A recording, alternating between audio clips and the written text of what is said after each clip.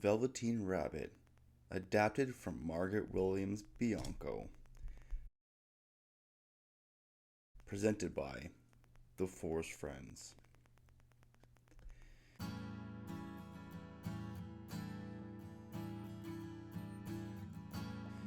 There was once a Velveteen Rabbit, and in the beginning she was very soft. She was a bit chubby and a little bunchy, just as a rabbit should be. Her coat was all brown and spotted with a bit of white. She had whiskers that looked real, and her ears that were lined with pink felt.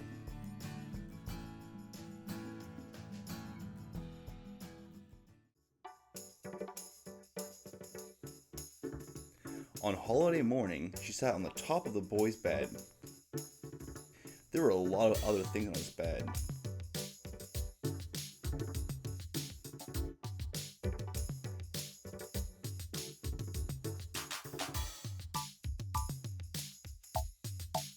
There was chocolate almonds, half-peeled oranges,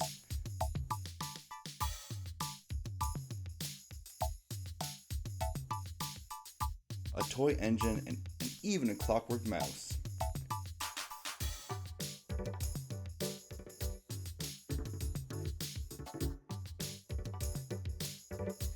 But the Velveteen Rabbit quietly was the best of them all. For more than 2 hours, the boy loved her.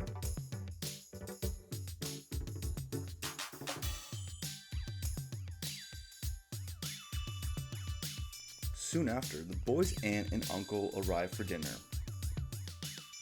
Rustling of tissue paper and unwrapping of boxes, the boy looked excited when he opened all the new presents.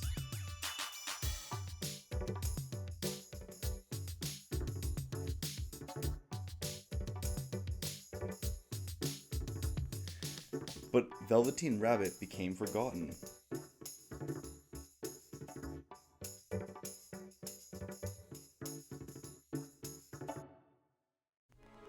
For a long time, she had lived in the toys cupboard, or the nursery floor. No one thought very much about her.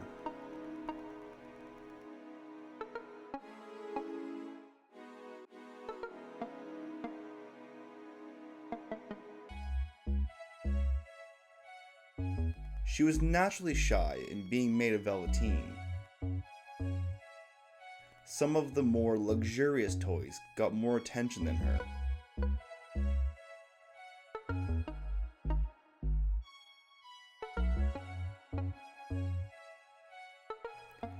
The mechanical toys were very superior. They looked down upon everyone else because they were full of modern gears.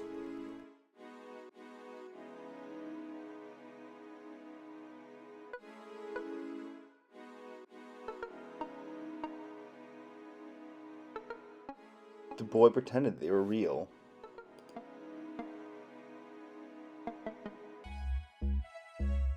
The boat, who lived through 2 seasons, lost most of his paint.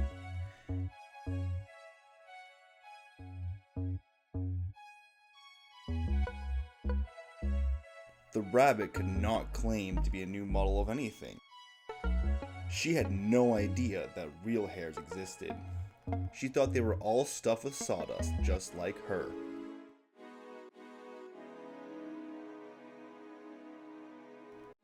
And she already knew the sawdust stuffing was becoming out of date.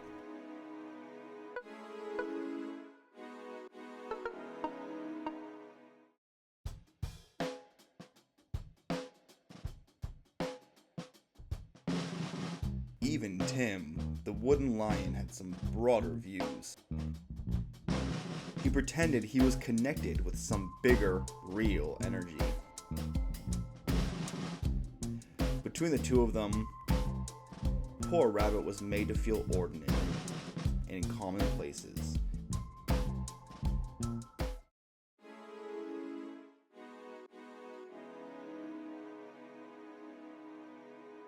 The only person who was kind to her was the Skin Horse. Skin Horse had lived longer than any other toy in the nursery.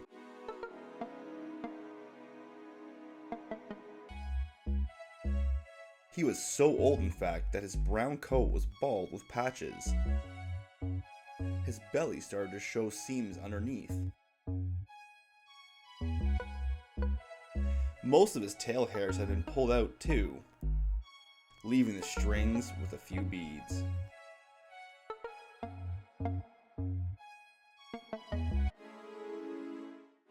He was wise, and he had already seen many modern gear toys.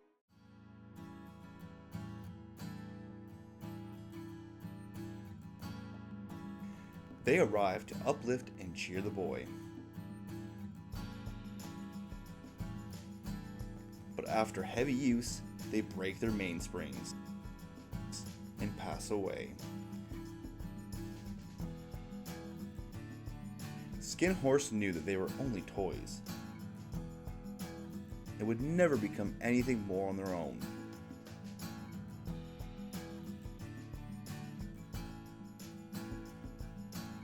For you see, the nursery magic was very strange and wonderful.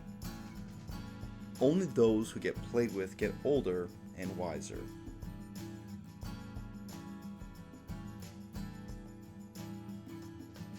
They become more experienced as Skin Horse understood it.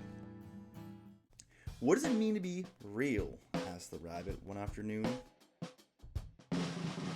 They were lying side by side near the nursery. Just before Nana came to tidy the room. "Does it mean having things with stick-out handles?" "Real isn't how you are made," said the Skin Horse. "It's a thing that happens to you. When a child loves you for a very long time, not just play with you, but really love you, then you become real."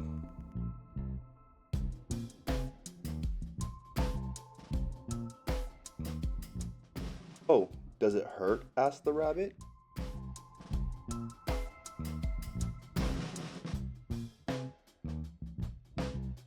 "Sometimes," said the Skin Horse.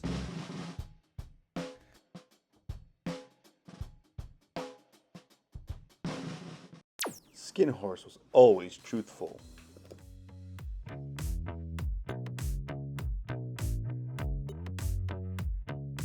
"When you become real, you don't mind being hurt," he said.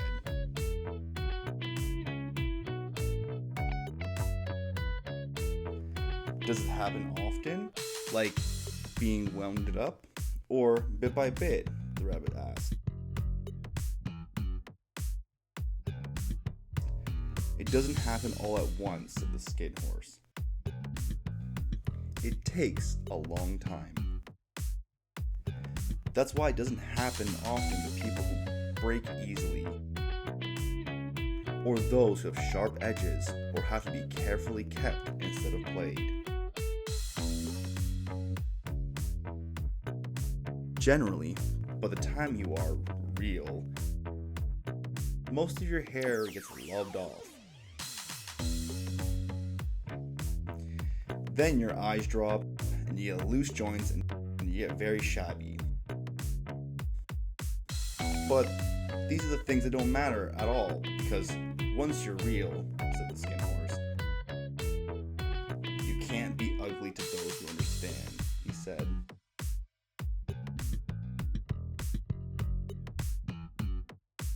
"I suppose you're real," said the rabbit.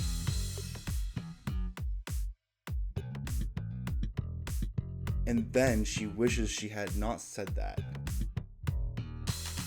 She thought the Skin Horse might be sensitive.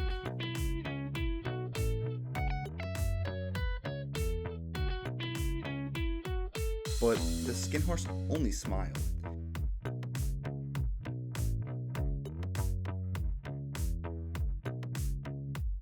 "The boy's uncle made me real," the Skin Horse said. "That was a great many years ago.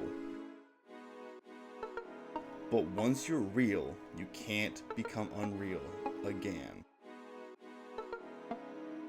It lasts forever."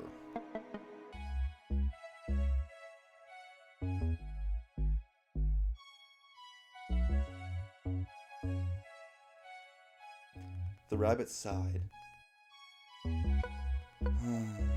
He thought it would be a long time before the real magic would happen.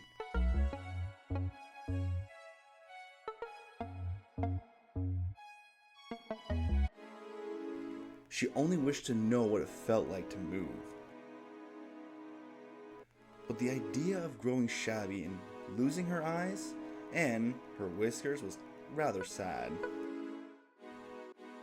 She wished that she could still become real,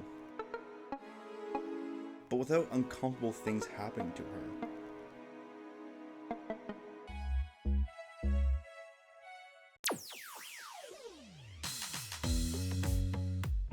There was a person called Nana who ruled the nursery.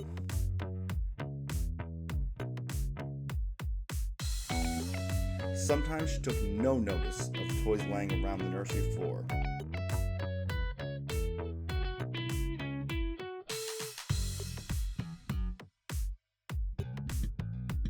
Then, sometimes, for no reason whatsoever, she went around the room like a gust of wind.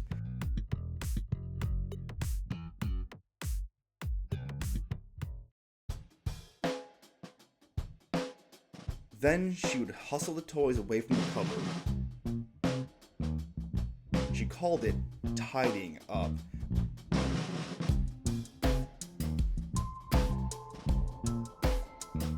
All the toys hated it, especially the tiny ones.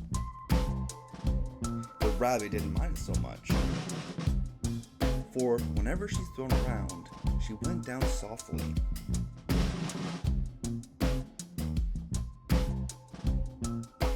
On one evening, when the boy was going to bed, he could not find the glass dog that always slept beside him.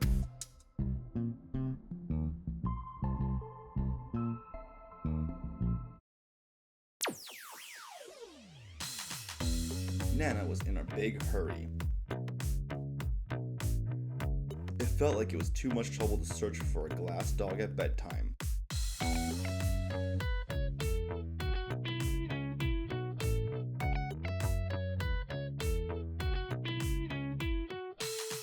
She simply looked around and seen that the toy cupboard door still propped open.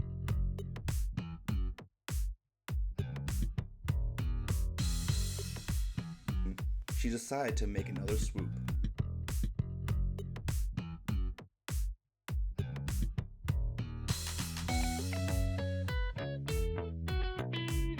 Here, Nana said, take your old rabbit. She can sleep with you.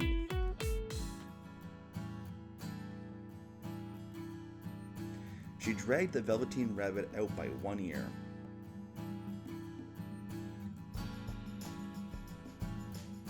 Then, she put her into the boy's arms.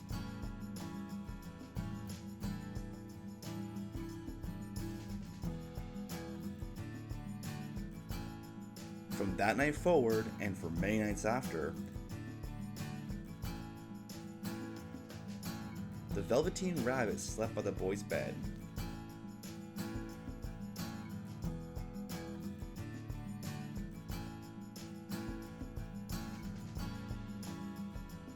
At first, she found it rather uncomfortable.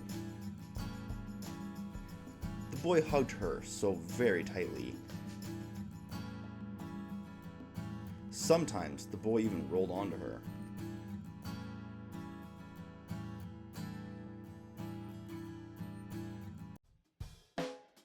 He pushed her so far underneath the pillow. The poor rabbit could barely breathe.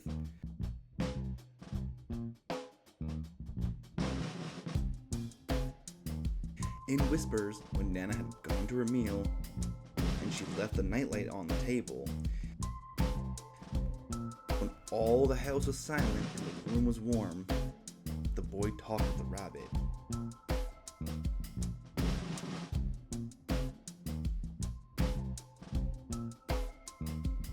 He first thought it was silly, but soon the boy enjoyed talking with her.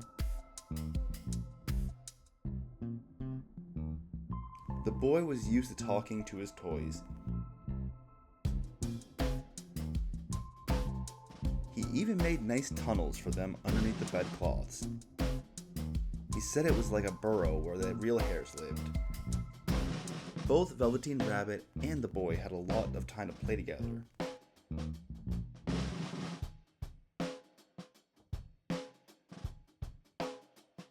When the boy fell asleep, the rabbit would snuggle down close under his warm chin. The boy's hands wrapped around her all night long.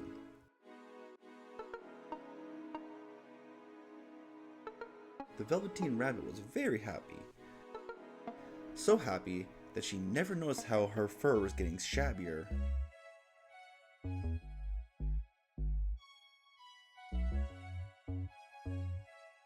And shabbier.